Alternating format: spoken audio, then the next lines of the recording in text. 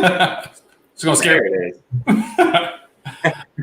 Welcome to Cocktails and Comics, the inaugural episode for all 4 people who are in the chat right now. Thank you all for waiting. My co-host had a little bit of technical difficulties, but yes, I did. Sorry about that. It's feeling much better now. Yes, absolutely. So, for those of you who don't know, my associate here is Los, and he's been on YouTube for quite some time. What's going on, everybody? He's an X-Men fan. Yes, I am. And we're going to hang out for a bit and chat with everybody and drink some peanut butter whiskey. So you got your whiskey on you, bro? I do. It was the only way I could get through this. This whole computer fiasco just annoyed so I keep mine in the fridge because this stuff is way better cold. Yep. Oh yeah. I got my whiskey stones in there. Oh yeah. You got that from? Did you get that from TJ or from John? I can't remember. No, I bought these. John got a set from TJ. That's right. That's what it was. Yeah. Very cool. Oh no. Oh yeah. You definitely have to have it chilled. Absolutely. So I like a little baby glass here. There you go. And we got to throw it over some ice. Yep. Yeah. Yeah. Just on the rocks. That's the way to go. Absolutely. Just like that. Sorry for the shit. Yeah. I put a few people onto this. I let them know about it. A couple of friends of ours, and I'm like, yeah, I had some peanut butter whiskey, just on the rocks. That's it. That's all you need.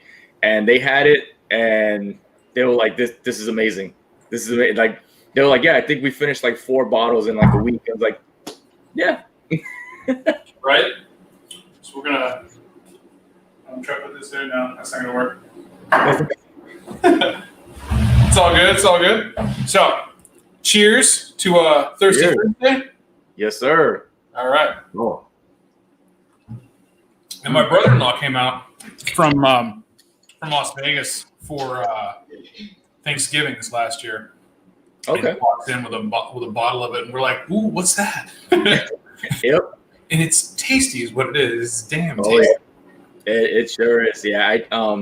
I heard about this from a friend of mine at work, and he's like, "Oh yeah," he's like, "I had this peanut butter whiskey," and I was like, "The hell?" I was like, "Never heard of it." He's like, "Yeah, I never heard of it either." And he's like, "I'm not even a real hard liquor kind of guy." He's like, "I drink beer and stuff," and he was like, "We had this." They went ice fishing on the lake and stuff, and he was like, between 3 of us, we finished a bottle and a half of this in just one sitting. He was like, it just went down that smooth. I was like, okay, I got to try this. I'm like, I love peanut butter. I'm like, I don't mind the whiskey. I'm like, yeah, sure, I'll try it.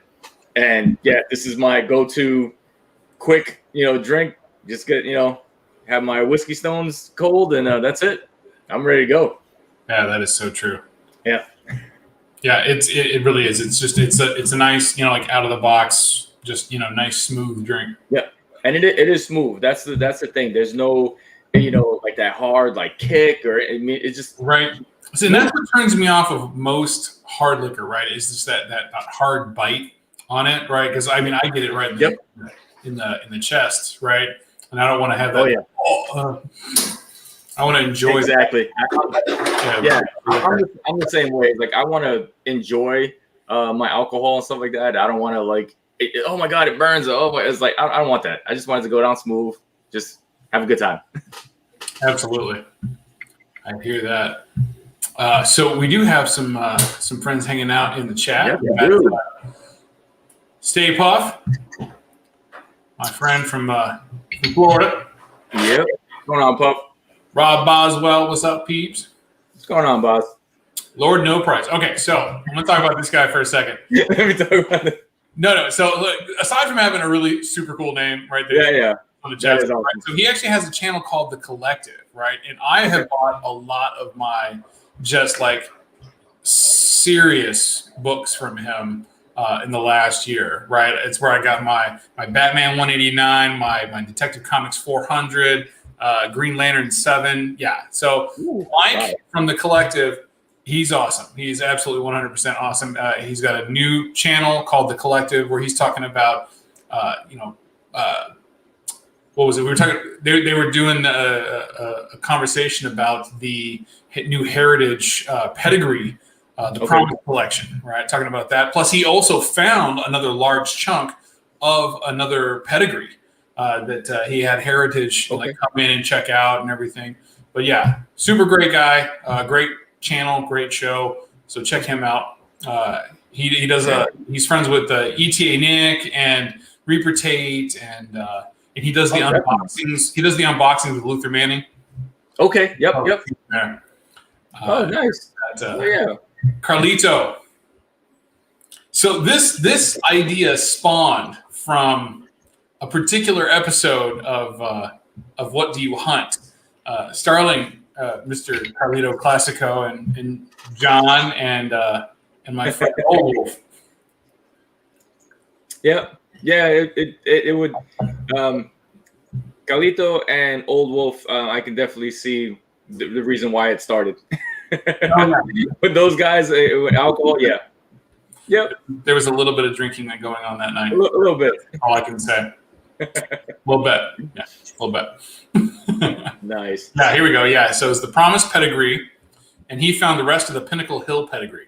Oh, wow. Which was, I want to say it was in excess of 100 books.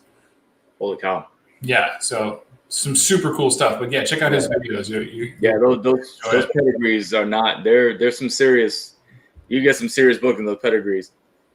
Absolutely. And that Promise collection is incredible. There's rumored to be approximately 5,000 books. And the ones that they've graded so far are all like just topping like the highest graded copies ever found, right? We're talking like 9.4, 9.6s of Golden Age Captain Americas. There was a black cover, Joker cover, I want to say it was Detective Comics, like 107 or something like that. It's all black, and it was a double cover. And the outside cover was the 9.8. Yes. And yeah, it's that's ridiculous. That's ridiculous. That's like those with like the file cabinet like things or whatever, you know, those editions where it's like it was taken right off the line, put in a bag in a file cabinet, that was it, never touched ever again. Exactly. Yeah, it's Detective 114. So that was interesting. Wow. It was an interesting washer there. Yeah. Those are the books that they're almost, if you ever get a chance to hold them in your hand, you start getting a little nervous because you don't want anything to happen to that thing. You're like, hey, I don't want to be the guy to drop this. And it's like, right. Shit. It's like, corner crunch. Yeah, that's a couple mil. Yeah, it's like, I can, I guess, you know, mortgage my house, but that's not even worth enough. You're gonna have to finally give up that Greg Land. Seriously, to cover the damage. Oh my God, that's insane. So we were doing a show with John's Comics with Kids and Carlito Classico and Old Wolf, who came in just on the tail end of it. Sorry, he didn't come in on the tail end. He was gracious enough to jump in at last minute because we had a scheduling change. Rod the Rican was unable to make it, so he came in. Okay. Tony D'Souza, he jumped in and we had a good time. So that was a lot of fun. He's one of my New England buddies that we need to like link up because there's a few of us over here and we just never got together. So, right. I mean, we're kind of like spread out a little bit, probably like 45 minutes away from each other or whatever. But, we're like all over the place. You got Theory, Thierry is in Boston, I think. I thought Thierry was in France. So, he's in Boston. You got Old Wolf out. Where is he at? But he's probably about 45 minutes away from me. You got Kenny is, another 45 minutes away from me, closer to like the Cape area. But you got guys all over the place. I mean, I run into Rayman a few times. Mark Spector ran into him a few times. Like random flea markets, we'll just bump into each other. Right. I've told Kenny, I'm so jealous you guys have the flea markets, right? Because we don't have that. We really just have flea markets out here, and it sucks because like you guys get some swinging deals. You can find some deals. I mean, I know it's I've seen posts on Instagram all the time where you have people going on like, oh, look what I found for $5 or whatever, $20, and it's like, oh, it's a $300 book or whatever, like something just crazy, and you're like, holy shit, and it's like that can't be real. But I mean, I found some books myself. I mean, over the weekend, I just went to a garage sale that I found a couple of books, and they were a nice bit of newsstands and second prints in there, and I got each one of them for 45 cents a piece. Wow, that's great. So like just like an example, because I just happen to have them laying around, right. But, export number 2. We gotta switch that over. Nothing big, but it's newsstand, right? They're 90s books, but when you have so many of the direct editions, you want to have that separation, and the newsstand is what separates that. I was able to find like Venom 4, First Scream, newsstand. Wow. These were all in that same collection. This one was one that this is my 3rd copy, but never had a newsstand. Oh wow, man, those things are golden newsstand. Yeah, when I saw this, I was like, let me not show too much emotion. I'll just put it to the side, and it's like, you gotta have that strong poker face, right? It was like just play it cool. It's like, all right. This next one was actually backwards in the pot when I was looking at it, so I had to flip it over. And then when I flipped it over, I was like, yep, again, no emotion. Just put it to the side. Nice. Is it clean? This one is pretty damn clean, I gotta say. I mean, it can use a quick press, but sure, it's pretty clean. I don't see not one spine tick on it. There's a little bit of a stack bend, but I have it in a clear backboard, and it's clean. But yeah, I saw this and I'm like, okay, yeah, like thank you. I got a bunch of like 90s like Batman books that were all newsstand. I got almost the entire run of like the Funeral for a Friend, the Superman run, all newsstand copies. Man of Steel 18 and 19, the Doomsday, both newsstand. It was just newsstand crazy, and I just grabbed everything. Right. So, but yeah, that was, and it was one of those things where I'm like, I normally don't find stuff like that. Like every once in a while, I'll find a little hit here, but it was just like book after book. I'm like, yep. I hear you. No, I totally do. And you got to take advantage of those, when you find them. Yeah, and like you said, that garage sale was brought to my attention by my wife.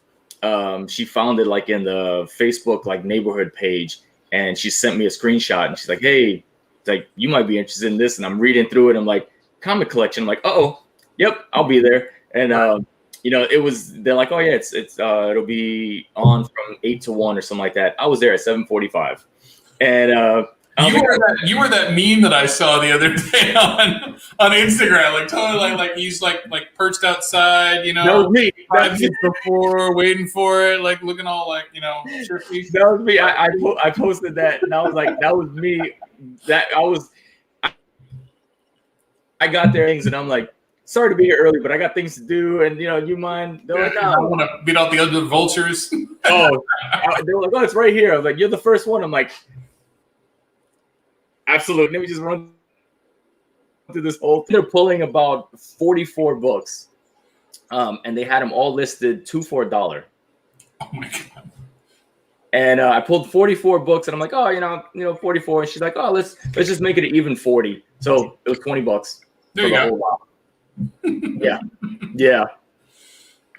So, any other goodness, or was like that was the cream of the crop, or These were the cream of crops. Like I said, I have. Let me see if I can pull a few more of these guys out here. while you're looking, we got Hugh Runt has joined us, as well as the inimitable Mr. Man Cave. What's going on, man? Okay, what's up, fellas? Thanks for stopping in. Yeah, I mean, it was some of them were just books that I'm just like, I'll grab it, but they were all just like, newsstand copies. Yeah. And I'm just like, if it's a newsstand, I'm gonna grab it. When you have those 90s books to differentiate from the just all the direct editions. This was a second print, so I always grab those. I try to find those second prints of that stuff because there wasn't a lot of them. No, not at all. So that's what I'm saying. Anything that I saw that was like newsstand or second print, I just snagged it.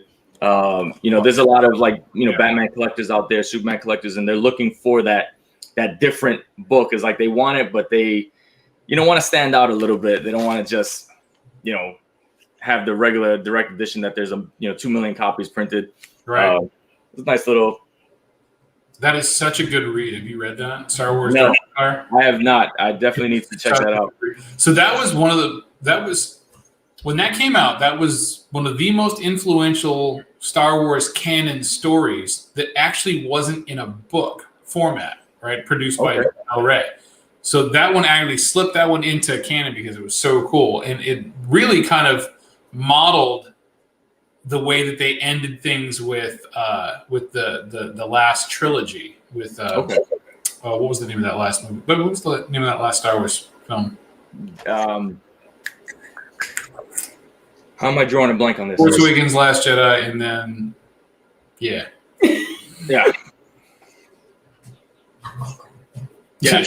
I'm drawing a blank. You're gonna Google it, so yeah, but Batman 467, and again, newsstand.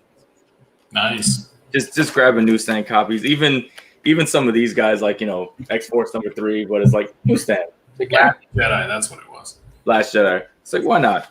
Robin #1, but the second print. Yeah. It's like, grab a second print.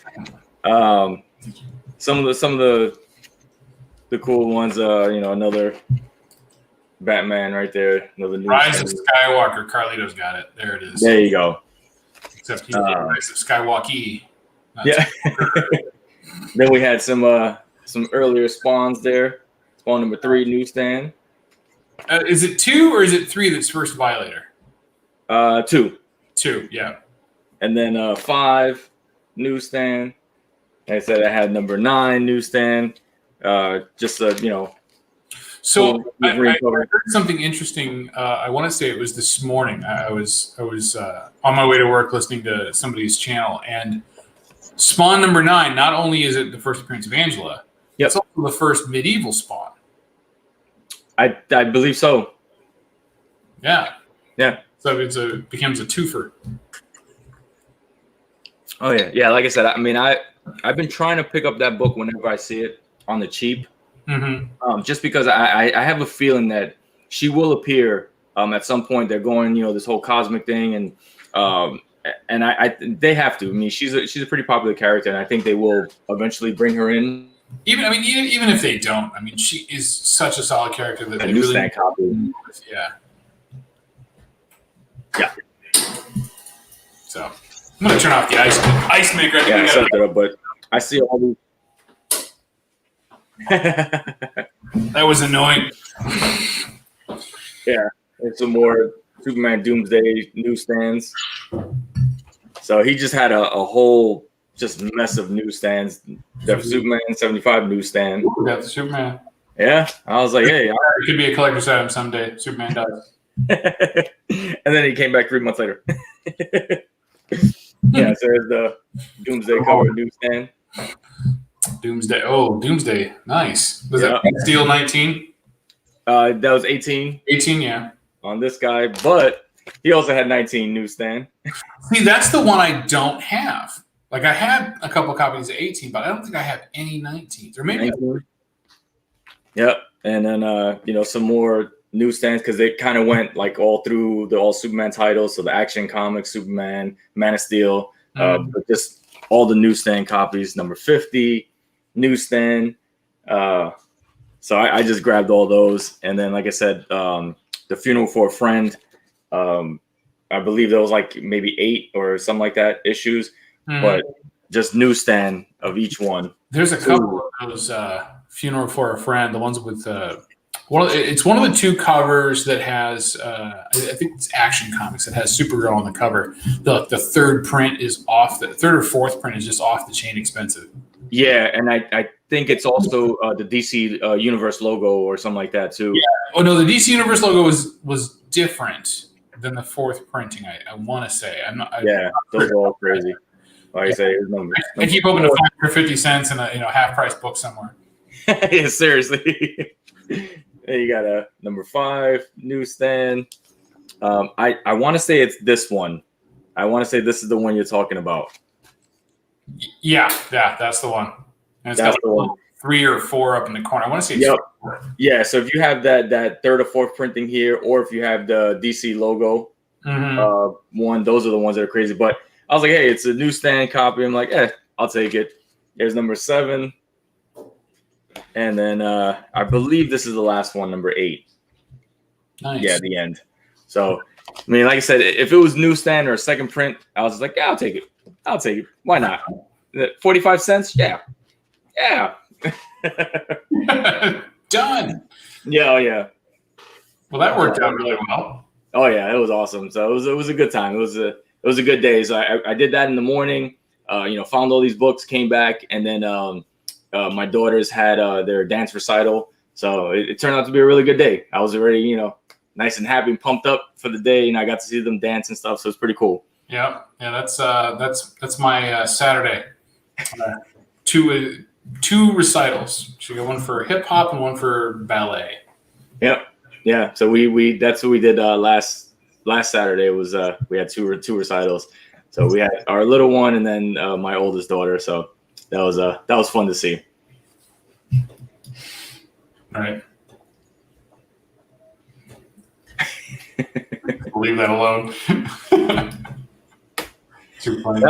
I got a boy now. I got 3 kids. I got 2 girls and a boy. Yeah. Me too, but my girls are bookends. They're 10 years apart. Oh wow. Yeah. There's a little bit of difference there, but it's all right. just a little bit. A little bit.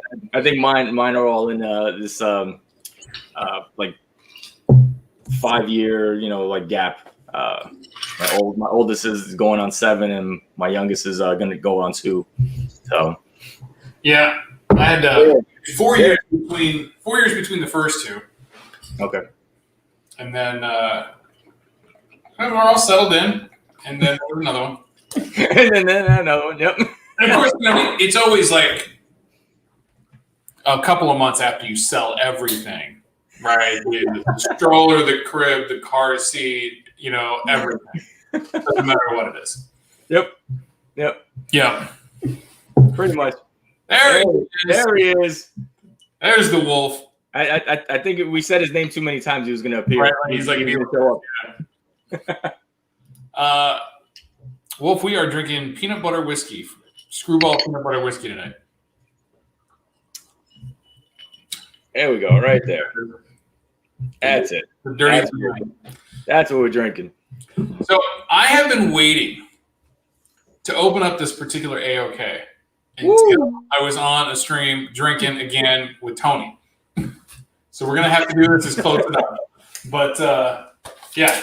So this came from Old Wolf. He says it's nothing major, just something fun he thought I would like to have that he wanted to give me. So we're gonna find out what it is. But I have had this for a while now, and it's just been one of those things like I haven't been able to get to it because I haven't had a live show running for a while. Okay. So there's that. That's awesome. Yeah, honestly, like this community like never ceases to amaze me, right? There's you get the large AOKs every once in a while and stuff like that, but like it's those little ones, those random ones where somebody's just like, oh, you know what, this person will like this. This is funny as hell, whatever. Right. It doesn't even have to be a big book. It's just something funny or something that you just happen to collect, right? Exactly. I know, like you have like the Boris the Bear run and stuff like that or whatever. You're trying to finish, or little things like that, and you find an issue that you don't have or something like that, and somebody finds it like here. It's not anything big. It's maybe a $3-5 book or whatever, but it's that thought that's like, hey, you know what? I know somebody that needs this, and I think that's awesome. I love that everybody kind of like comes together like that. I'm liking the warning label. Like, don't hate me. So there's a note. I'm going to read it. It says, thank you for having me on. I wanted to give you a book that means something to me as a thank you gift. Tony. All right. So now I told him, I said, if it's one of those pictures of his face, like totally send it my way. Now, I don't know if it's that or not. Nice. Oh, shit. I should have known. That's awesome. It's Yarn Man. Oh, that's awesome. Okay, so I don't know if anybody else is seeing this like weird thing that's going on. Yep, it's like pixel. Yeah, I know what it is. Hang on. That's awesome. What is Yarn. that? It's not there. Yarn Man. It's got to be here. It's the green screen's on. There we go. There it is. That's great. But yeah, Yarn Man #1. That's great. Yarn Man. I officially, I'm hoping this is good enough to slab. I got to do some cleanup on it. There you go. Needs a cleanup, Tony, but it's all good. Thanks, man. I appreciate That's awesome. That was awesome. It's so funny how that book like just exploded out of nowhere for no reason. I was like, what the hell? That one and Man Frog, I'm relatively certain, are like both the from the community, right? Actually, there's 3. There's that, and then there's the Amazing Spider-Man 122, or 121, the first Gibbon. The Gibbon From Reggie. The Gibbon, yep. That's awesome. Too funny. Thank you, Tony. I will cherish this always. That's awesome, Tony. And yes, Carlito, you definitely do have to get a bottle of Screwball whiskey. You do, because it's awesome. Yeah, Carlitos, he was calling it, something inappropriate earlier, but yeah, more like candy. I can't really call that whiskey.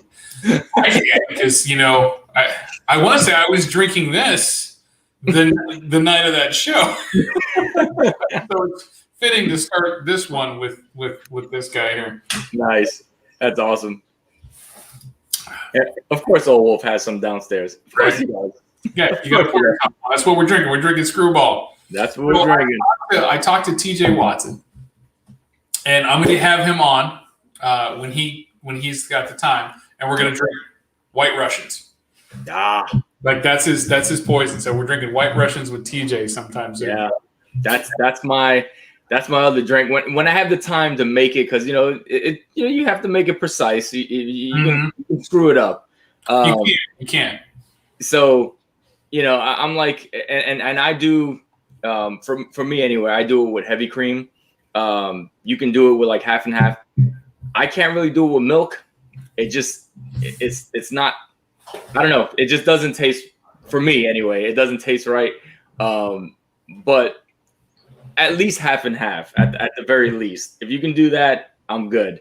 But most of the time, I do like a little heavy cream on it. But I love a good White Russian. I mean that, and TJ. That's a good drink.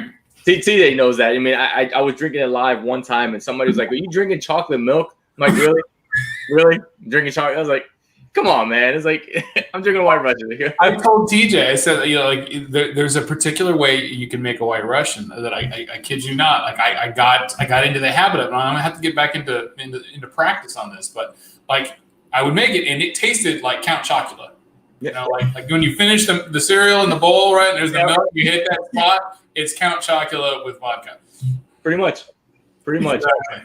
Oh, it's amazing. Like, I mean, I'll make it, and like my mother-in-law come over and stuff like that, and my wife is not like a heavy drink or anything like that, but I make it and everybody's like, you need to make more of this. Like you need to make more. Like so I'm like, hey man, it's a smooth drink. If you make it right, it's smooth and it goes down good and it's just a good drink. Right. Hey Jojo. Carlito's talking about getting on here. Back in his college age drinking days, he had a special drink created. It was fairly popular called Sambuca and Red Bull. Oh, yeah. Ooh. Just I mean, that sounds like you're gonna charge a wall. Yeah.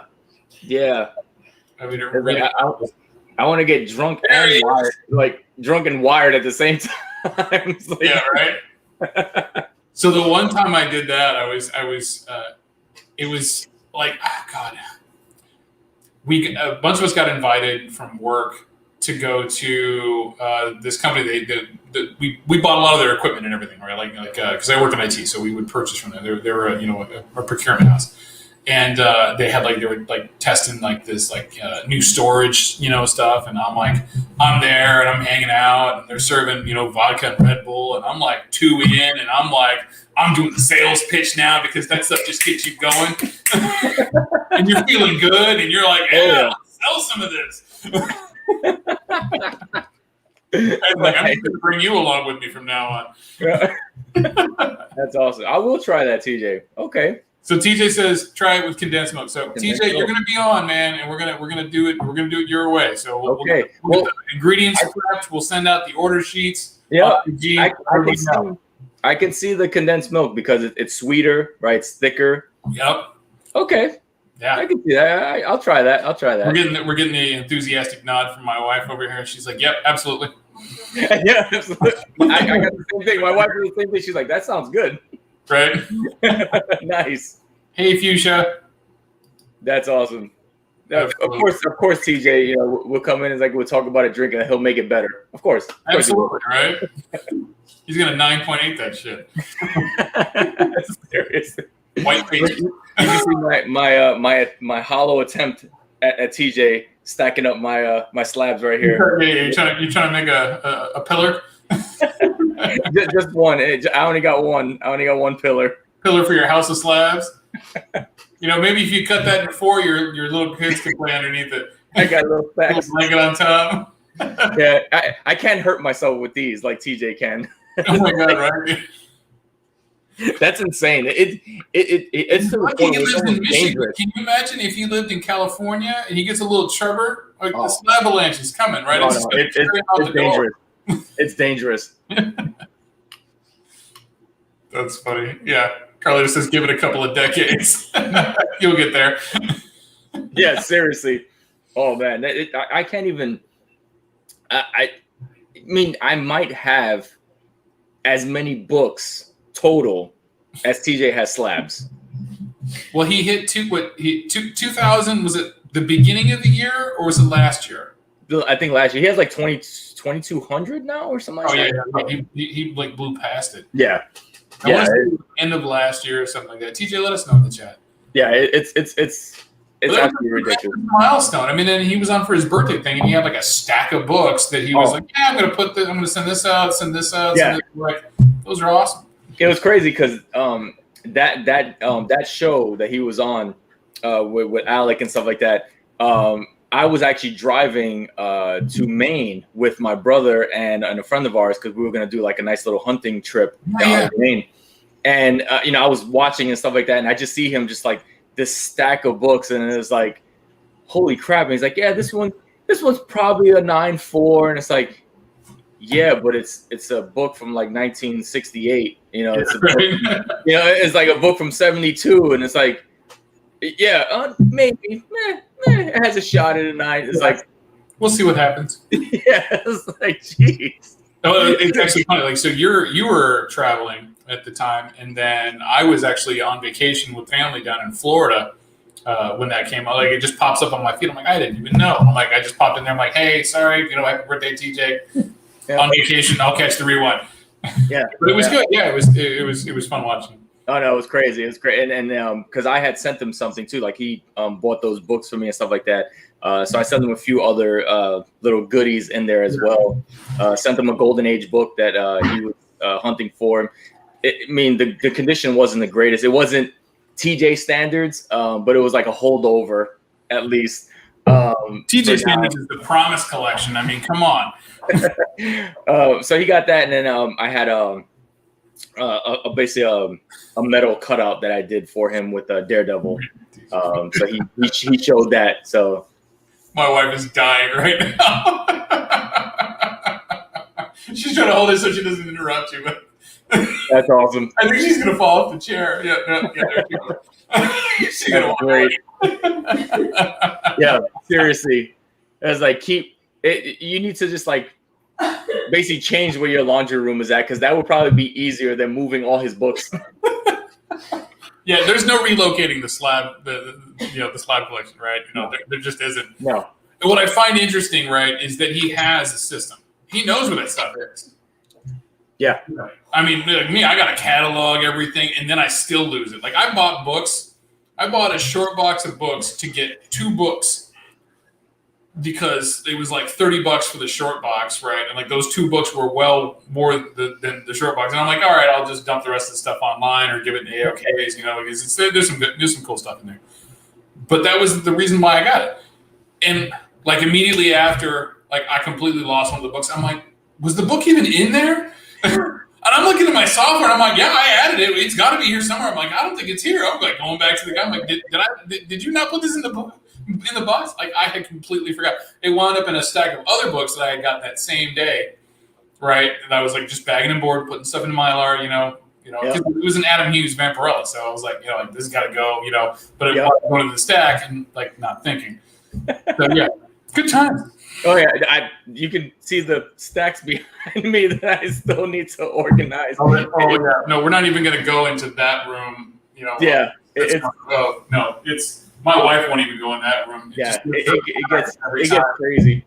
And like you said, TJ has so many books, and we talk about things, and he'll be on air, and he'll just like go away for like 5 seconds, come back, and he has the book, and it's like, what the hell? Like, how do you know where this book is at? You have 2,000 slabs. Like, holy shit. Right. Like, and how did you pull that one from the bottom?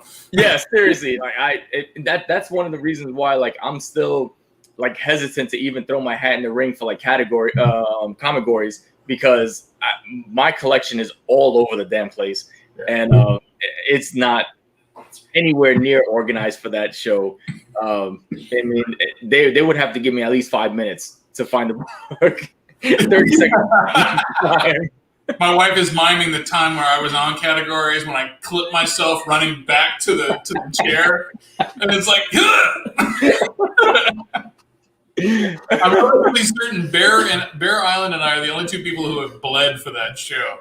That's awesome. Yeah, it's like you wouldn't think there would be too much like pain involved in a comic book show. It's like you would think. I mean, unless it was like you were like racing for pinks, right? You had to give up the book when you lose. There would be some hardcore tears. You know what? If they did that, like let's say like a final round or something like that, where it was like, hey, if you lose that round, you have to give up the book that you're showing. Yeah, you would see some people flipping over some stuff just to grab the perfect book. Right? I ain't gonna lose this one. That's so awesome. I want to know if my wife has ever made an appearance. She actually did. She was on the episode of What Do You Hunt, the couples edition with. We had Fuchsia and Soldier on, and we had the Comicaholics and Delphia and Kachun. Yeah, so she did an appearance then. The Comicaholics, they were actually they lived in Rhode Island, I think, and I think they moved back to Mass or something like that, or flip flop. Well, they bought a house. I don't know where they bought the house. Yeah, I have their address because I want to send them a bottle of wine. I want to say they moved back to Mass. They're originally from Massachusetts and they moved to Rhode Island. They were in Rhode Island. They bought a house in Mass, I think, or something like that. But I know. I mean, I've been watching them for years. It's cool as shit because I always thought, I'm like, oh shit, it's a couple, and they're talking about comics together, and it was so cool. And I remember watching them when we took a family trip to Ecuador. And I just happened to be on watching them. And I'm like, hey, I'm watching you guys on vacation in Ecuador. And they were like, oh, shit. It's like somebody's watching us from Ecuador, like overseas. Like, so it was pretty cool. No, like, I don't live in Ecuador. Yeah, it's like, I'm just vacationing. I don't live here, but I'm still watching from afar.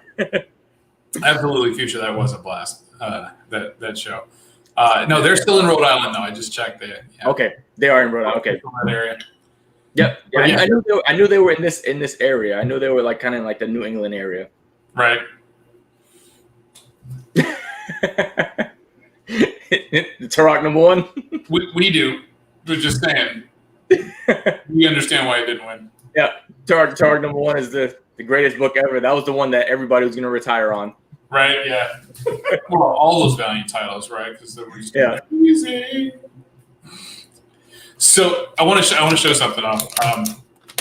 I got this from one of my customers who was recently in Philadelphia,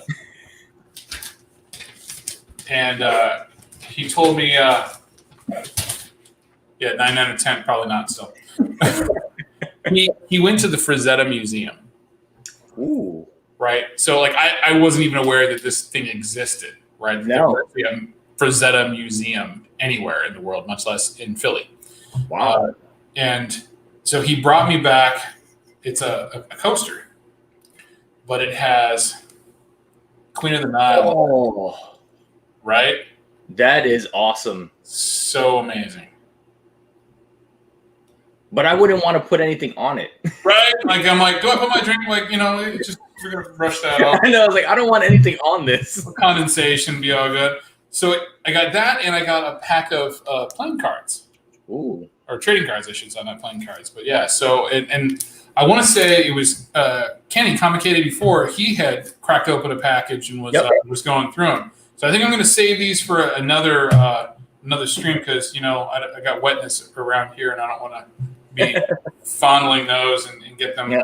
Accidentally. Yeah, I think he was he gave actually some of those out, right? In his mystery box. It was in the 84 boxes. The 84 boxes, yeah. The T2.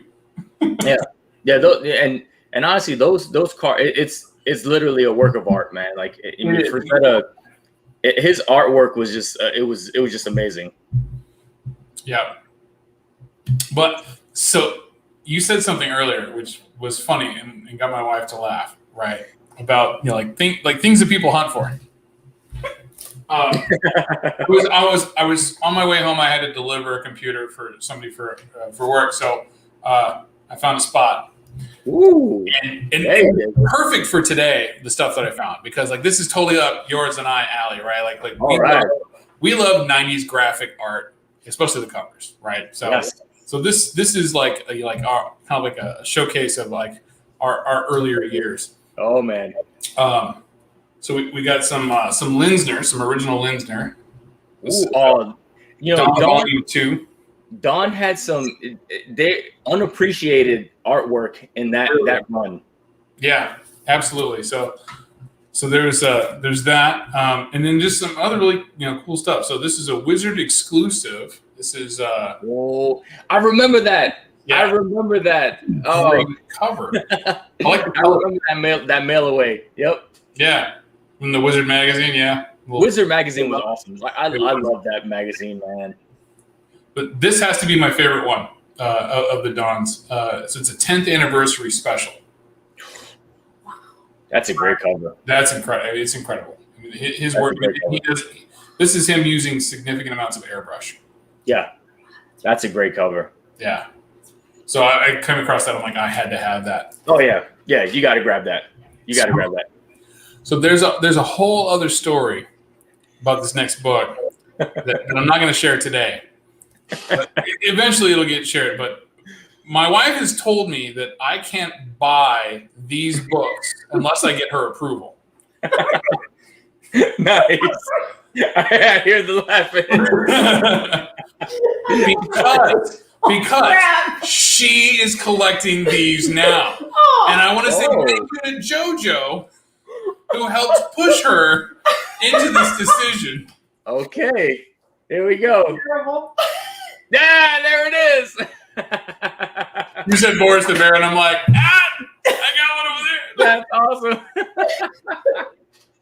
This was a series that I read as a kid, and my first comic collection, right, which was like almost a long box, right? Like back in the day, dumped it, got into guitars and girls, and then the rest is history. Pretty much. And then the '90s, came around, and I got back into it. But yeah, so we have an issue of Boris the Bear. Sadly, I didn't pay enough attention to it because I was just more excited that I found it, because you never find them, right? No. It does have a water stain on the back cover, but it's like, who looks at the back cover? I'll just press it and call it a day. That's it. That's funny. We're just reading it anyway, right? Yep, that's awesome. She's I know. What is it? Issue is it issue 11? Yeah, that was issue 11. That's issue 11. Was it issue 3 or 4 or something like that? It was like the first technical published work of Rob Liefeld. Something like that. Yeah, like 3 or 4 or something like that. It was the same thing as J. Scott Campbell, right? Yeah. He did like a fan drawing that got published. Yeah, it's just like a pinup or something like that. Yeah, and it's crazy. And Boris has tiny feet. Yeah. Who knew? Who knew? Trademark. Exactly. Yeah, it's pretty funny. It's pretty funny. So some more favorites. This is Adam Hughes. Right? Very nice. So I found out about these way late. But these are some really cool art that he does for Fables. It's like an offshoot of the Fable series. It's 22 issues. It's called Fairest. Okay. And this one reminds me of the recent Deja Thoris that he did. With the girls that are around him. Yeah. Very cool. Like the softening on the inks, right? Yeah. You got it. Anytime you see an Adam Hughes cover, you got to grab it. Yeah. It's Adam Hughes, man. You got to grab it. Even if it's something that you had before and didn't realize what you had because you sold the set. Yeah, exactly. There you go. Nice. It's one of those things too where you see it and you're like, he did this? It's like, he actually did a cover for this? But when you look at it, right, and you look at the early Adam Hughes work, like the Legionnaires, stuff that he did, right? It's like, that's totally right. That was where he was in his progression at that time. Oh yeah. And I remember getting this on the newsstand a long time, or not on the newsstand, but on the shelf in the LCS a long time ago when it came out. Getting the whole series, the Golden Age, the Silver Age, the Modern Age. So those were cool. Now this one has been on a list for a long time. I want to say it's Joe Benitez, but it's so hard to find. Ooh, the Darkness variants. The Darkness variants. Yeah. Oh, that's a nice cover. Right? I was like, wait a second. That's a nice. So Darkness and Witchblade, they had the covers on those. When you had David Finch and all those guys drawing on them, they had some beautiful covers. Finch did Darkness for a little bit, but he also did Angelus. Yep. And some of the other ones for Top Cow after Mike left. Yep. Witchblade, and I think when he went to go do Aspen, right? Yep. When he started doing Fathom, and they really kind of filled in. But Top Cow was the best of the art people. The art people. It was insane. You see some of the artwork, it's like, holy crap. Right, and to that point, the Mark Silvestri sketchbook. Oh, yeah. I was like, oh, snag. Yeah, we're getting that. Yeah. Just in my office, I had this big poster. It was a lithograph, from back in the early '90s when this stuff went right after 10 came out, and it's of Mike Turner with Darkness and Witchblade. Oh, it's incredible! I love it. I had to have it framed and put up, so it wouldn't damage anymore. But yeah, it's beautiful. Yeah. Yeah, Michael Turner, he's one of my favorites. Obviously, you can see that I know that one's still on the list. I'm patiently waiting to find a copy that I can like we'll get a 9.8 because Yeah, I'm going to pay the 9.8 price. Yeah, that one. That one is funny. I bought that one raw. And the story behind that one was I was bidding on one on eBay, and it got to a point where it was like, okay, I'm not getting into a bidding war. It went past my price. I'm out. So it sold, and like literally 2 days later, I was still watching it. It was on my eBay like watch list, the email list where you get like the ones that they just pop up. Yeah. And one popped up for a buy it now, and it was like $15 less than what the last one had just sold for when I was bidding on. Right. And I couldn't click on the shit faster to buy it. I was like, now. Anyway, like, I don't give a shit now. And so I ended up getting that one, cheaper. Pull it down so everybody sees what it is. And swap you because this deserves to be shown as often as possible. Yeah, and I was looking for this book for a long time, and I know TJ has like the German one. I believe that's more rare than the original kind of one. Yeah, because there was like such a low print run of that. Yeah, but I mean, I found this one and I'm like, yep, I gotta have it. I pressed it myself. This was one of like the some of the earlier books that I pressed, and it actually came back as a 9.8, and I was so happy. Like this was, and it's funny because this was one of the books that I submitted that I wasn't selling. Mm-hmm. This was like the one is like, okay, I'm selling all these, and then this is my book, right? So like the rest that I'm selling are paying for this one for me to keep. And I was like so happy that it came back at 9.8. I was like, yes. It's again, if it would have came back at 9.6 or whatever, I still was going to keep it, but right. It was just like, look at that cover. Like, come on, like it's That's beautiful. Such a great cover. Such a great cover. Like I said, I love Michael Turner and stuff like that. And like, had to have it. Sorry about that. Had to sneeze. But yeah, so because like I saw you show that one, and it had been going around, and I'm like I've been after the German one for years, and they never show up. No, I don't care if it's 8. They just never show up. That one does not show up ever. No, like nobody's letting that out of their sites. But then that came out, and I was like, oh, like I heard about it late, of course, and it was only available we went to San Diego Comic-Con that year. But I even Aspen every now and again will like release one for auction, and I'm like then somebody snipes me, and I'm like, oh, so I'm like waiting to get a nice copy on that. Yeah, and it's funny because the prices have actually, like, since I got it, the prices have actually gone up, and I'm glad that I got it at the time, because it's a book that if you look on eBay now, there's maybe like 2 or 3 that are listed or something like that. They don't list very often because the people who have them keep them. Yeah, so, absolutely. That is absolutely true. Yeah, it is. So that's a book. It's from an interior paint, or from an interior panel, right? So it's like one of the pages that they did and recolored it. Yeah, and it just really shows off Michael's, abilities. He was definitely taken from us way too early and stuff like that. It's just like, absolutely. So there's another Mike Turner. Yeah, and it's one of those things too. I've been looking for a while. Yeah, and it's one of those things too where like you see his work and it's almost like immediate. You're like, and obviously Alec and all those guys, they made a little game out of it. It's like every time they say like, yep, Turner, it's like you can instantly see it's like, yep, that's Turner, yep. Turner. You know it. The style. Oh, it's so awesome. A lot of those guys, they're unique in that style, right? Like you can get kind of confused between like Silvestri and Benitez and some of the other guys, David Finch, right?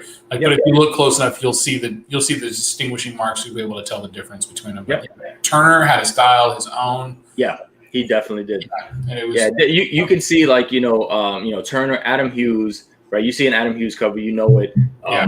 Alex Ross, has his own style. I mean, there's some people trying to kind of mimic his, but you see an Alex Ross cover, it's like, that's an Alex Ross cover. It's like, it looks like a damn painting on a book. Like, that's Alex Ross. Right. Hey, Bill. How you doing?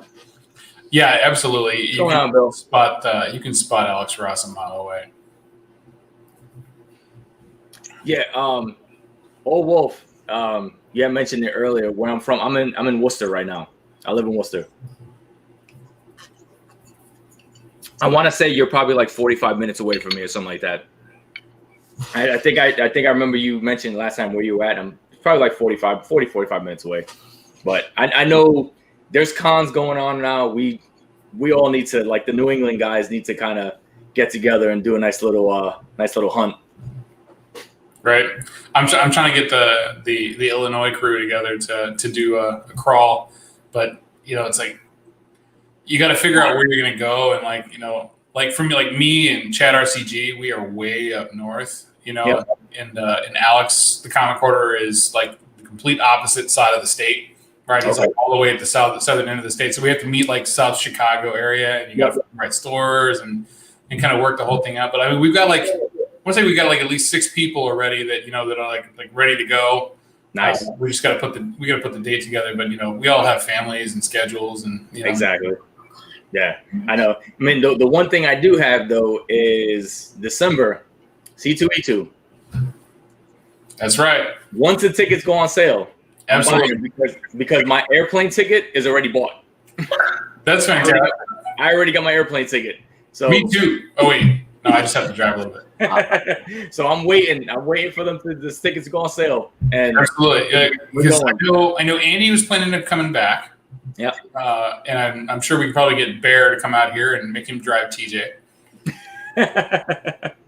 Yeah, seriously. They're not that far away either, and then Carlito is just over.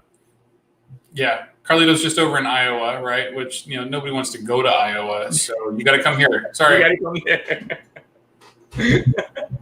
Yeah, no, it was. I mean, I honestly, man. I mean, the last C2E2 obviously was the last big convention, before everything went crazy, and that was like the highlight of my collecting that year.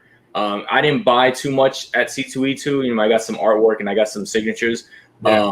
But that time that we spent in the yard, just drinking and hanging out, that meant the world to me, right? Because I got to actually physically meet people. You know what I mean? Like, right. 4 days of convention, and all of our best memories are within a 2-hour window on one day.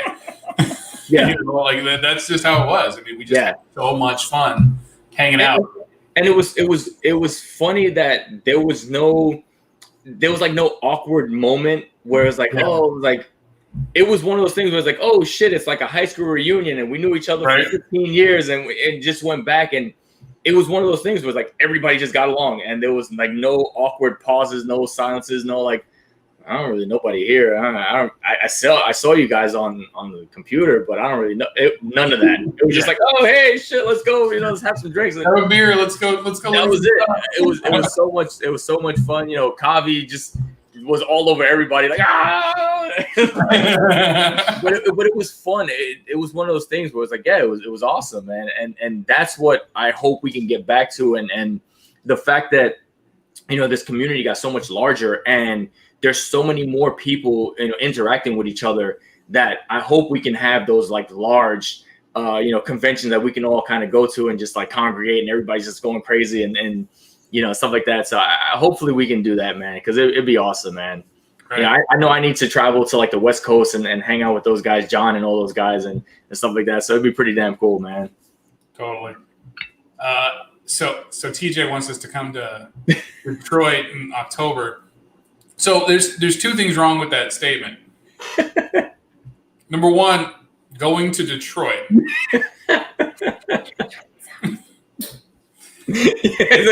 Yeah. And number 2, going to Detroit. Because then when you get there, you're still in Detroit.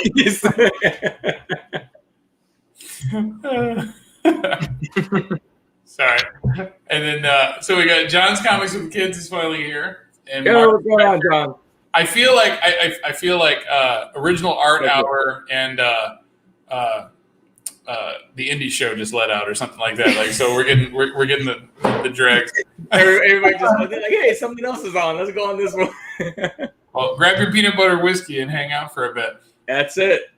Let's do it. Actually, my wife is bogarting the bottle now. It's been a long week. I hear that. Hey, bring that bottle back over here. Hang on. The good thing with that is my wife doesn't like peanut butter or whiskey, so I'm good. She doesn't touch it at all. So you're safe. Yep, I'm good. Like, this bottle's all mine. Yeah, she takes it back again.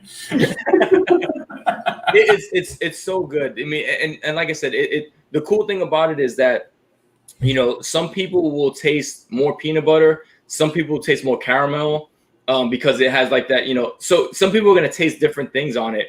But right, like, I think it will smell more peanut butter and taste more caramel. It's just so smooth. Like it's one of those drinks where you don't have to mix it. As long as it's cool, it's chilled, it's excellent. I mean, it just goes down smooth. Mark, it's smooth. There we go. There you go. Double Just take remember, right it's the label with the dirty lamb on there. Yep. Because now there's actually more of them now. When I bought this, when I first started drinking this, there was like only 1 or 2, and now there's like 4 different places that make peanut butter whiskey. People jumped on the flavor. Yeah, but Screwball is I go in and that's the one. So we haven't got to the good stuff yet. Not that those weren't like we're like that's, you know, like we're loving that, right? Because that's the 90s, you know, great art. Mm-hmm. You know? So they had this for $12. Ooh, there you go. We just had to wait it out, right? Yeah. Oh yeah. We had to wait until they jumped the shark on that series. Yep. And then we can get the first Batwoman for cheap. That's it. This should press into a 9.8, so I'm hoping for that. There you go. Yeah. Listen, I've been doing that, the hunt and going out, you know, flea markets and all types of stuff, and just trying to find books. Like I said, I think this weekend for Father's Day, I want to say, right? Sunday, Father's Day? Yeah. Next weekend. Me and my brother on Sunday are going again, but instead of going to Maine, we're going to Connecticut this time. And so we'll be doing a nice little trail and trying to hit up about five stores if we can, and see what we can find. But yeah, we hit up those back issue bins, those dollar bins, and hey, you never know what you can find, man. No, so true. And this is a store that doesn't even sell like new books, which is fortunate, right? Because you're not going to find this, you know, everywhere you find new books. There you go. Right. Very nice. So this should press into at least a 9.6, maybe a 9.8. I'm really hoping for a 9.8 because I know my other copy is definitely like a 9.4, 9.6. Yeah. I want one that's going to be a 9.8. Yeah, I think I got one of those. Yeah, you do. Hey. Hey, D-Rug, I think you know some people at a grocery store called Riverside Liquor. Or I'm sorry, at a liquor store called Riverside Liquor. You might be able to find it where fine liquor is sold. Yeah, I'm pretty sure you can find it. All right, so this is the last book. It's a big book. Oh man, it's a big book, and I got to be honest with you. This is the 3rd copy I have found in the last year. Whoa! And before this, I'm talking 30 years of collecting. I have never seen this book. 3rd one in less than a year. Wow. No. Yep. No. And it's definitely like 9.2, 9.4 quality. No. That's a book you don't find in the wild. Don't. You don't find that in the wild. 3. This is the 2nd one at this same store. What? Yeah. I got one at CGC right now that I bought at this same shop. And I walked in there today. I'm like, hey, he's got another one. I'll take it. I'll take that. It's like, oh, hey. Yeah, thank you. Hey, well, how you doing, buddy? Go on, Alec. So that's the third one I found. So I'll have two that I'm going to be unloading. So I'm keeping whichever one comes back at 9.4. Fingers crossed I get one that comes back at 9.4. So what do they call? What do the 3 minute in the basement guys call that? When the grades are the same. Linear. Linear. They got to be linear. Yeah. So I'm going to get linear grades on my number 1 and number 2 First Lady Death and First Lady Death covered. Nice. That's awesome. Yeah, I mean, Otto is awesome. Like I met Otto a bunch of times. He's out in Connecticut, and I've seen him in a couple places. We had a convention out in New Hampshire just happened recently, and they hosted it, and so it was pretty cool. Seeing those guys and stuff like that. I mean, they're funny as hell. All right. So you made it to the crawl, or no? I haven't made it to the crawl yet. I went to one of their comic swaps that they did in Connecticut. And they came up some hair place. Yeah, and they came up here. They went to New Hampshire.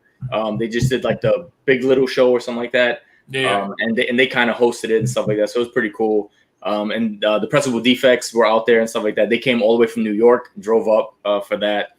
So it was pretty cool. Like to see those guys and stuff like that. They'll get Gary up. They'll get what's his name? The other presser. Why am I blanking on his name? Erod.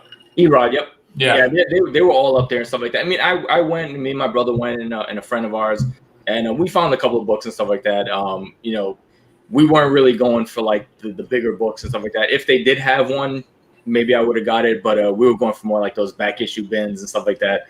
We found a couple. My brother kind of went through and found a ton of like back issue bins, and like, hey, everybody's skipping on this. It's like a $20 book, $30 book, and it's like I bought it for 50 cents.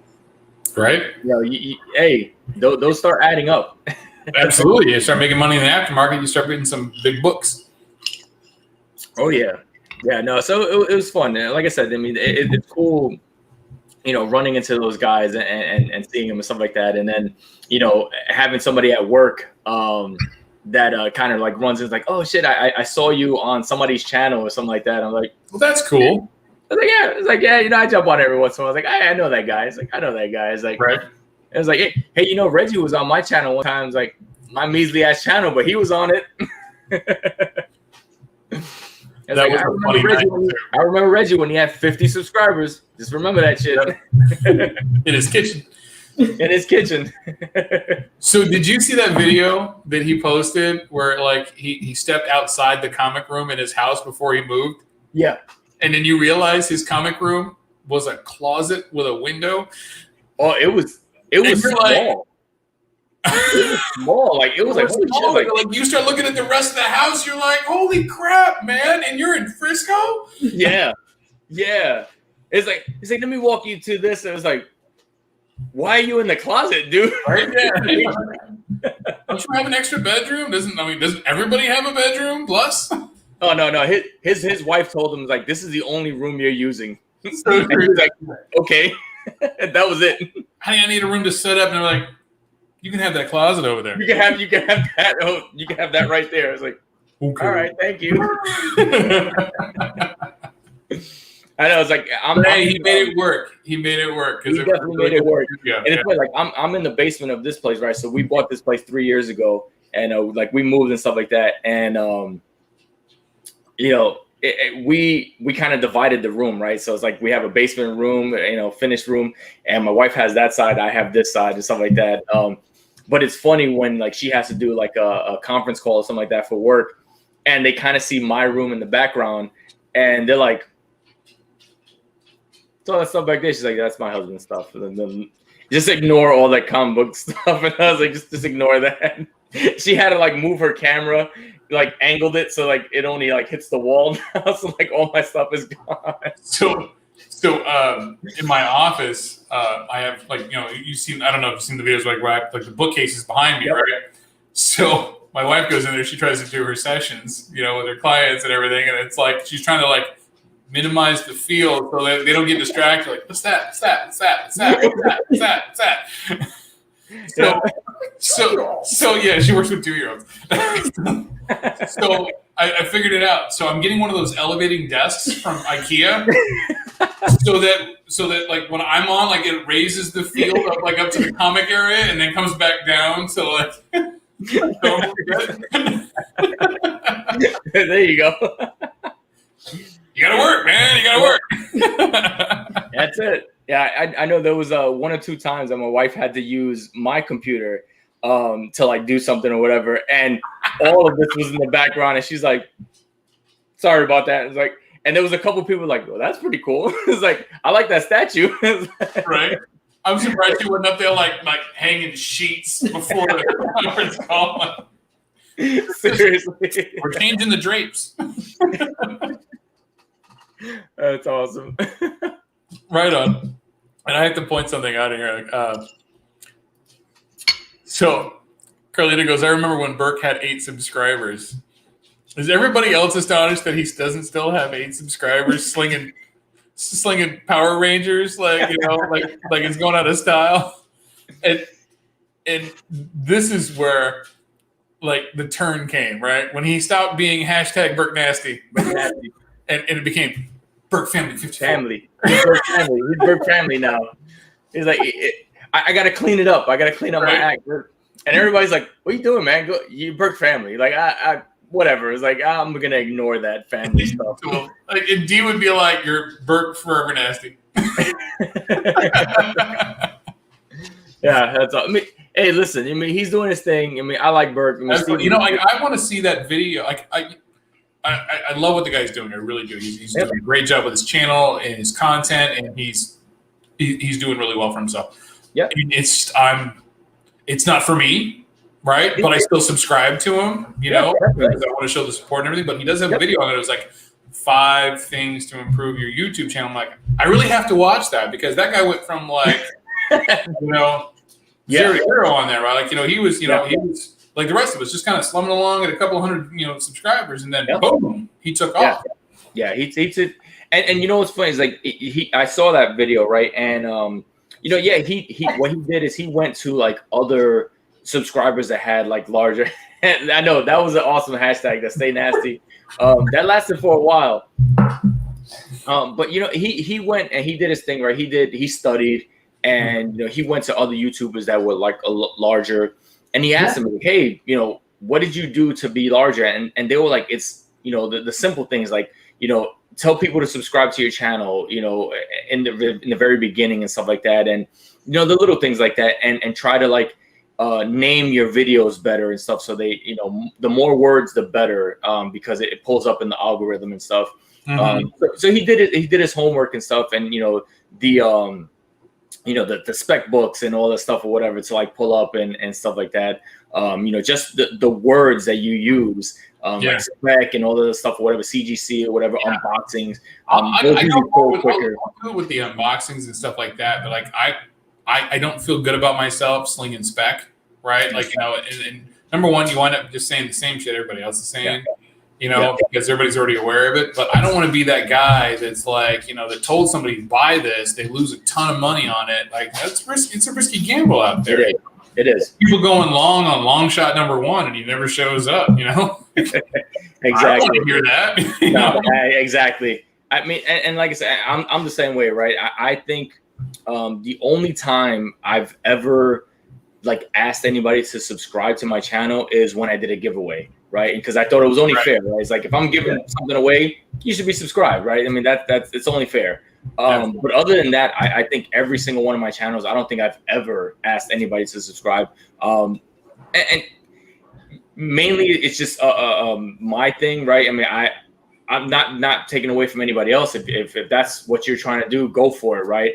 But for me, I just wanted to get into this because I saw other people doing comic book stuff, and I'm like, holy shit, there's other people that like comics besides me. I'm like, I thought I was the only one in the whole state of Massachusetts that like fucking comics.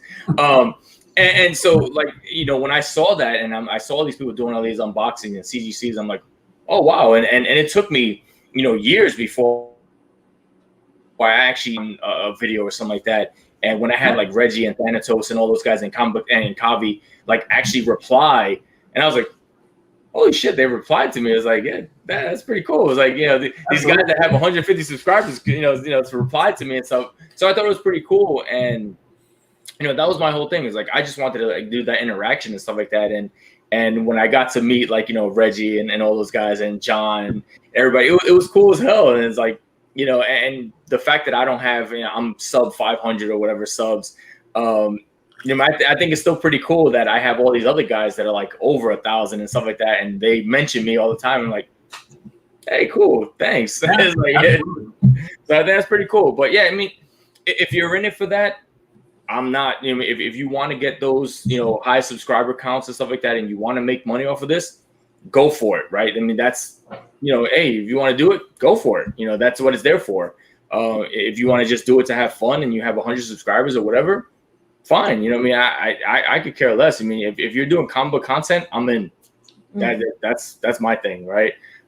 So I'm cool with it either way. And I think it's pretty cool, right? Because you have so many different ends of the spectrum, right? You have people that have, low subscriber count, but and have great content. You have people with high subscriber count and have great content. And I'm in for it as long as you're in, for comic book stuff and movie stuff or comic book movies or whatever. I'm in.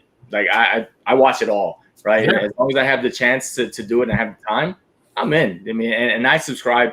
I mean, I'm pretty sure I have sub 400 subscribers. I'm at like 380 something or whatever. And I'm pretty sure I'm subscribed to like over 1,000 people or whatever. Right.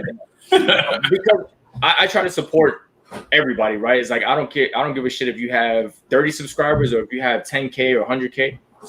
I'll support you. You know what I mean? Like that's at the end of the day, that's what we're all trying to do, right? We're all trying to support each other, and I'm not trying to, hate on anybody and stuff like that. And I clown everybody who watches this. If you haven't checked out his channel, go check it out. The guy's he's got his own variant covers with his logo and branding on it. Man, that's huge. He's only the second person third person that I know in the community that actually has their own variant cover. That's crazy.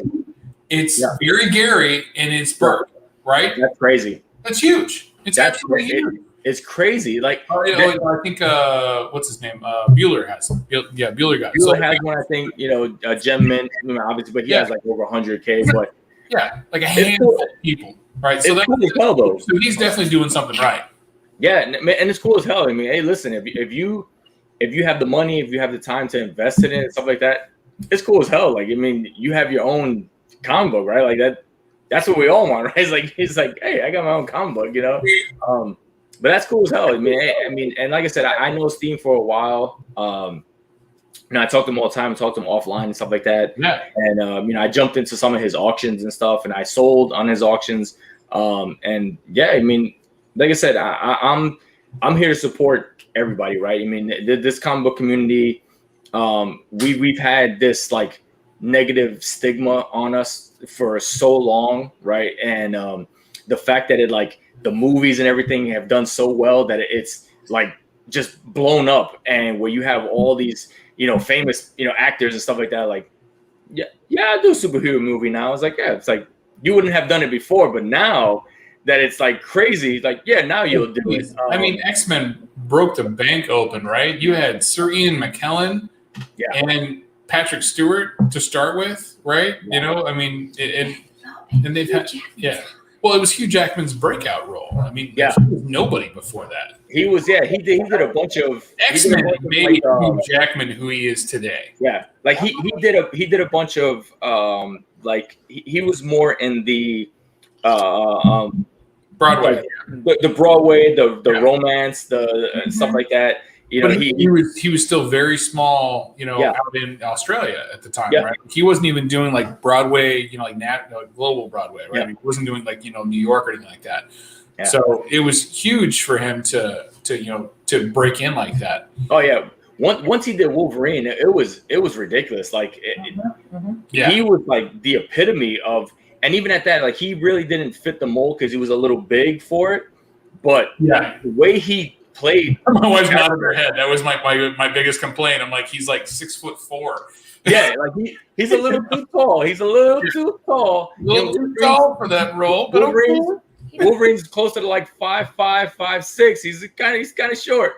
But No, but it was just now when you see Wolverine, you think Hugh Jackman. Like it's but he played it so well. He did. He did. He absolutely he owned that role. Yeah.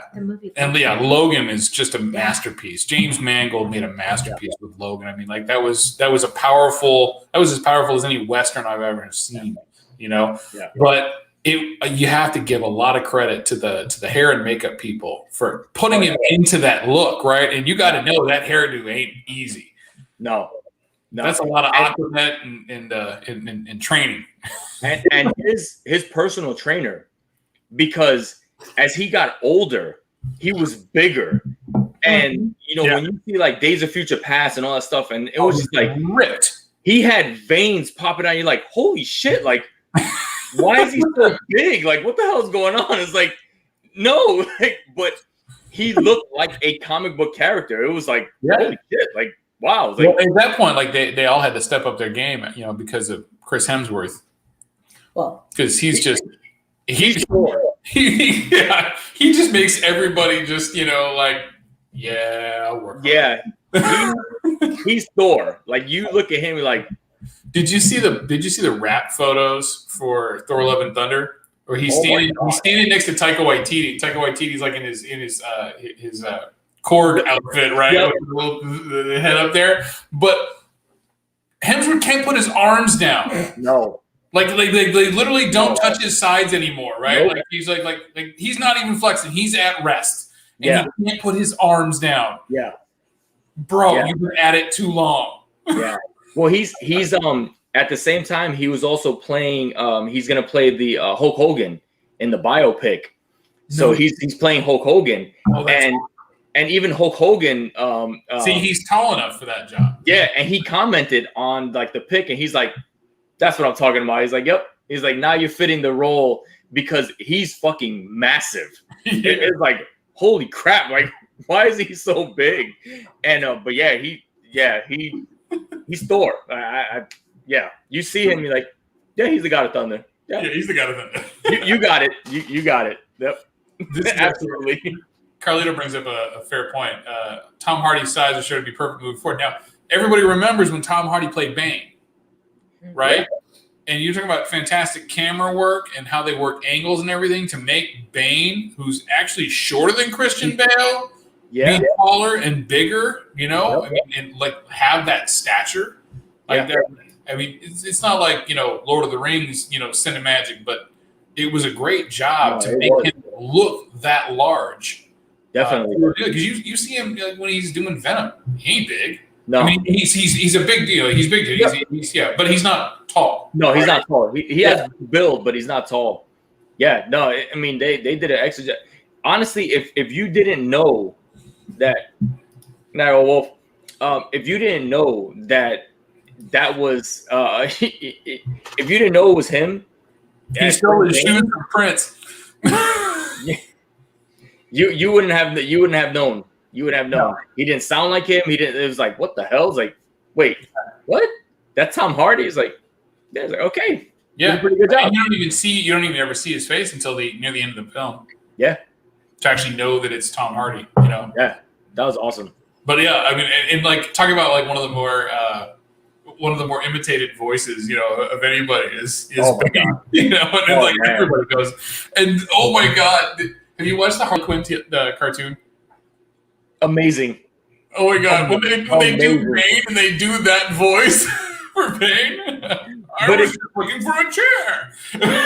It's awesome that everybody shits on Bane all the time. It's like he's actually a pretty good character, but they shit on him all the time, and it's like he's like, hey, but but it's so funny how they shit on him all the time.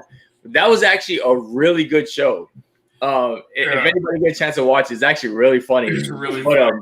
It's Bane is hilarious and stuff Penny like that. From Big Bang Theory as Harley Quinn was hysterical. Oh, everybody that they cast, the lady who played Poison Ivy was perfect. It was just Alan Tudyk from Firefly as Clayface and Joker. Oh, Clayface was awesome. I loved Clayface. He had like that the Broadway theater. Everything, the whole world is a stage. And it's like, what the hell are you doing? It was like, you're a villain. He'll spin around and change into something and fling mud on everybody.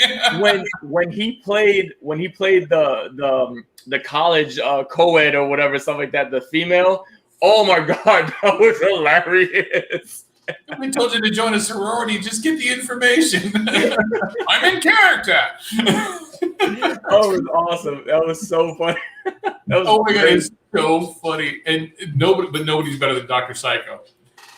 Oh man. That you talk about making a terrible villain hysterical. Dr. Psycho had it down.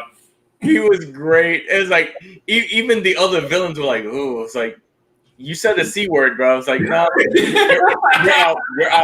you're out, man. Sorry, man. It's like, we can kill a bunch of people, we can do this, but we didn't say that. It's like, nah, man. Yeah, we didn't say that on camera. Yep, you're out. It's like, sorry, man. It's like, nope. It's like, we're whole action scene, just like record. Yep. Whoa. It's like, we can take over the world. We kill a bunch of people. Whoa. Yeah. You said, nope, you're out. Sorry, man. It was so funny. Even the villains were like, yeah, you went too far. You went too far. Like, it's like, what? It's like, you just killed 35 people. You went too far. It was so well done. Yeah, it was so well done. Oh man, that was awesome. And then King Shark. King Shark was great. King Shark the hacker. He was so funny. He's like, when even Clayface, he's like, he got me up from 8 subscribers to 50 subscribers. I was like, wait, what? He was like so happy about that. Right. It was so funny. But King Shark was hilarious. Like it was so well done the way they did those characters, like these B characters, and they took them and like elevated them. But King Shark was hilarious. When he smelled the blood and he kind of went crazy and stuff like that. And like, whoa, that went the complete other way that I thought it was going to go. I was like, all right. Everybody starts like going back to Nemo, like yeah, he just went absolutely ballistic. It's like, okay, it's like noted. It's like. So TJ says Tom in Star Trek Nemesis is unrecognizable from what he looks like now. If you think he's unrecognizable from Star Trek Nemesis, look at him in Band of Brothers. Ooh. I want to say it's like episode 9 is when he shows up, 8 or 9, somewhere there. Yeah, it's 8 or 9. And yeah, you're like, whoa, that's Tom Hardy, because he is a scrawny kid in that film. Or that show. But yeah, I want to say it's around the same time that Nemesis or shortly after. But yeah, he was skinny in Nemesis. Wow. Yeah. It's crazy. He went from that to like, when he did what it was like Warrior and Bronson, when he did those, all of a sudden he just like blew up and you're like, holy crap, like that's Tom Hardy. He's like, Jesus. Yeah, totally. Well, Carlito's calling it a night. I think we should too. I want to thank everybody for coming and hanging out with us and having a little Thirsty Thursday cocktail. Yes, sir. And thank you, sir, for hanging out with me tonight. Thank you. Yeah, sorry for the technical difficulties in the beginning there, but yeah, no worries. We made it through.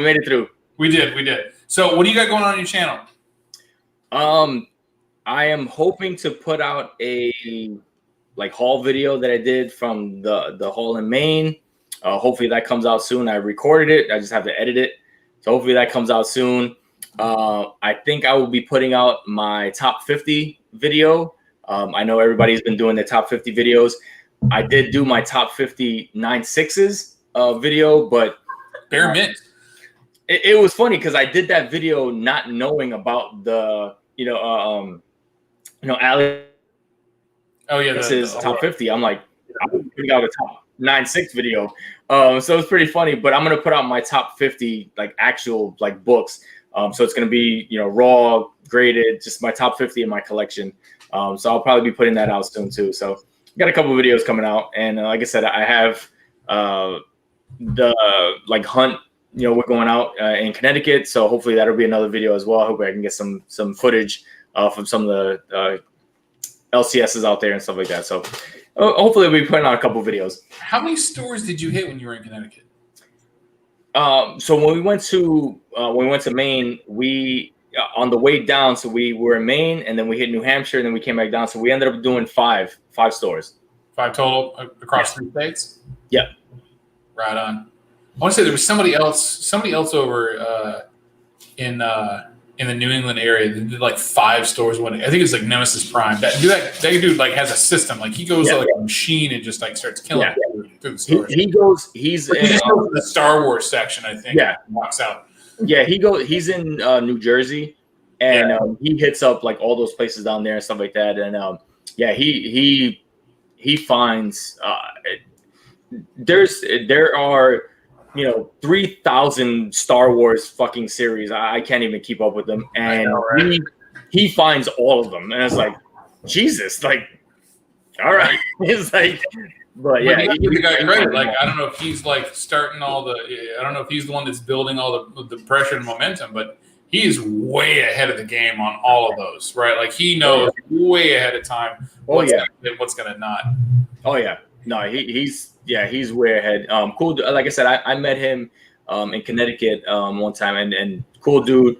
But yeah, he as far as like Star Wars, I mean, Kavi. I know Kavi's up there too. With the Star Wars stuff and stuff like that. And I love Star Wars, but not to that extent. I really enjoy it. I've known that Star Wars was the first movie I saw in the theater, right? Like I saw the original Star Wars movie in the theater as a very young child, but I have always loved Star Wars. But the books I never really got into. Like I read a lot of like the Del Rey books, but like comics, like I didn't get into the whole other expanded universe, the Knights of the Old Republic and Legacy, that kind of stuff. I just never got there. It's like by that time it was like I had kids and I had shit to do.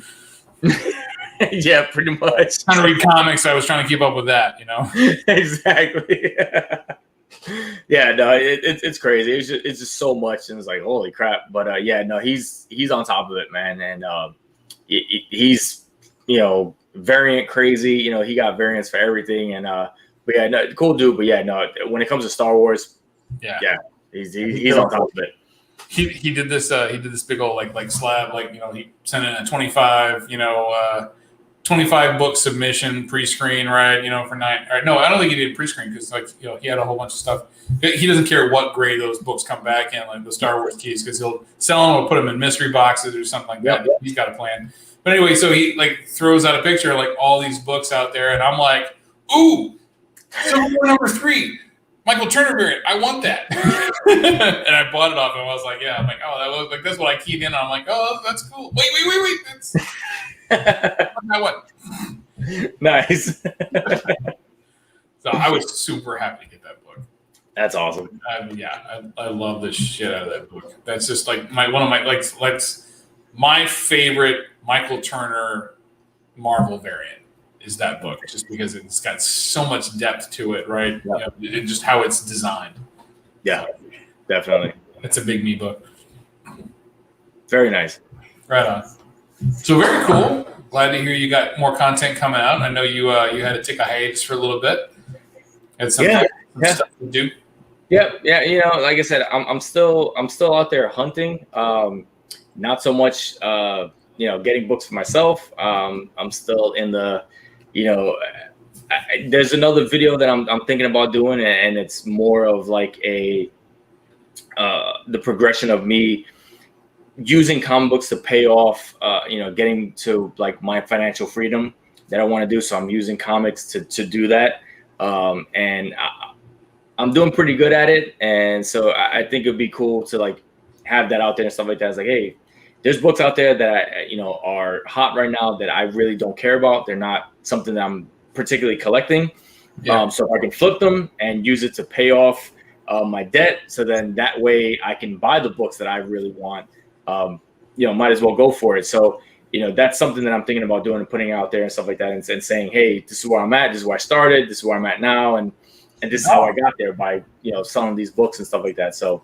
I've done that. I've done that myself. I took I took $650 that I was going to use to pay to a credit card, and I sunk it into a 9.8 copy of all new Marvel Now .1, the first Kamala Khan Miss Marvel, and because I know that there's news coming. It was already at the time that I bought it.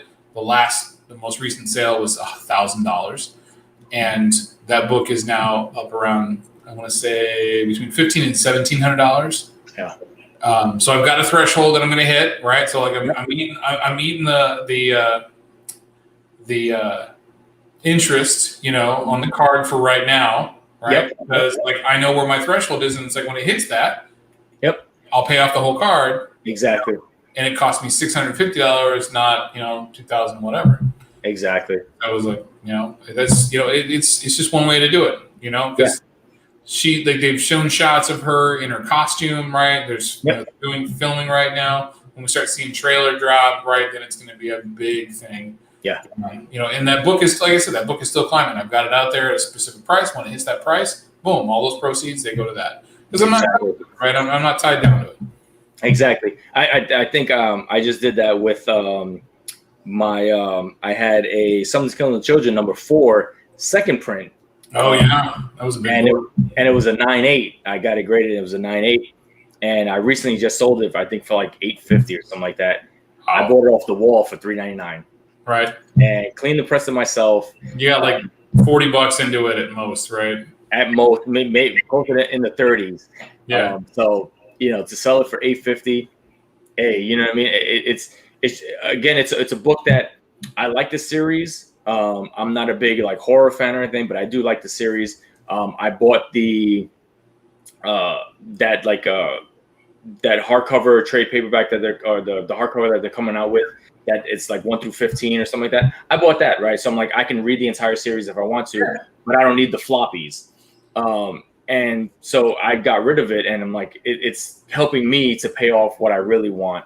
And then eventually I can go and get those, Silver Age keys that I really want and stuff like that, or the Bronze Age keys that I want. So I never got into the Something's Killing the Children series. I hear it's a really good read, and maybe one of these days I will read it. But I am keeping my issue 1 Jenny Frison variant that I have signed in a 9.8 because that book is just like that cover is amazing. Like book aside, right? Like book aside, that is a sick cover. Yeah. And I didn't know anything about the book. I was like, I saw that cover. I'm like, I gotta get that. And it came out. I want to say like 2 weeks before C2E2. Yep. And like I knew I was going to see her there. I already had a stack of Wonder Womans that I was taking to her, and I'm like, I'm taking this book too. Yeah. Got it graded. Just happy as hell to have it, right? Because that's just I love that cover. Yeah, that's an amazing cover. Like I said, I mean, she really like she exploded, right? She was doing a lot of independent stuff and stuff, and a lot of people didn't recognize like her greatness. And then once she like jumped on like Wonder Woman and all these things, people were like, holy shit, who the hell is this? And when she started doing Something's Killing the Children, you can really see like her artistic style come through. And now she's just like on everything. She's doing Catwoman and everything. So it's like, holy shit. But when she was on, covers are sick. Yeah. When she was on, Something's Killing Children, like those covers, that cover #1 is like, this is fucking beautiful. Yeah. But and that book, kind of skyrocketed too. So. It did, yeah. Like my thoughts of getting a cover A #1 of that are like long gone. Like, no big deal. And it's funny. I had cover #1, the A cover, and I had like issues 1 through 6 or something like that. But the cover A had a tear in it. Oh. So I sold that on its own, and I probably sold it still for like $100, even with the tear in it, because it was still pretty hot. But then I ended up selling 1 through 6 with like the 4th print of #1 and like some other, issues through the run. And I think I sold the whole run for, I don't know, maybe $180 or something like that. And I'm just like, now that same run, I can probably sell it for about $800. Like, okay. We can't look backwards. Exactly. because at the things that we've sold. I mean, Exactly. But the thing for me is that I'm like, I was still in the plus, right? Because I bought all those books at cover price, right? I bought them off the shelf, $3.99. So for me, it was still a plus. So I'm, now it's just like somebody else. If they kept it, fine. If they sold it for plus, hey, then they made a profit on it. But I got my profit on it, so I'm okay with that. I live with that decision. Totally. So we actually had Knights of Old pop in here. Talking about baseball wine holder. I gotta tell you, the cool thing about that is that's a Cubs wine holder, right? So he's got like a Cubs logo on his hat, and they actually had a Sox one, but it's the Sox, so I went to Cubs. Comic Bag Musings is out of here. TJ is so happy to hear about more Carlos content, and he is more happy that he picked up the Amazing Spider-Man 121 and 122 and a 9.6. I tell you what, if I had the money, if he hadn't gotten it, I would have, because that is sick. And it was such a great deal you put out there. And I know, you had a plan. You wanted to make sure you could get the money, and that was fantastic. But I'm glad that they went to somebody in the community, especially someone like TJ, who's really going to appreciate having a 9.6 of those books in his collection. Yeah, that was the thing when he said that. It was hard. It was definitely hard to let those go because I love those books. I love that story, and but once he said he had, it's like, okay, I know at least it's going in the community. It's going to be displayed, and it's like, at least I know it's going to a good home. And but yeah, it was tough because I seen that. I'm like, yeah, though it's like 9.6s in those books are like hard to come by. I'm like. They are, but they're not that hard to come by, right? They're not obviously, common, but it's a bronze book, right? You still get bronze books and really good.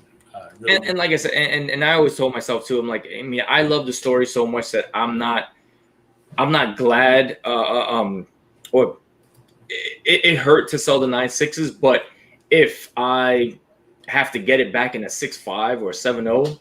I'm okay with that, right? As long as I have the book back, that's all I care about, especially for those books, that type of book and stuff like that. But yeah, that was I was so glad to hear that your wife was like, I saw the heartbreak in your face when you showed that book. You're not selling it.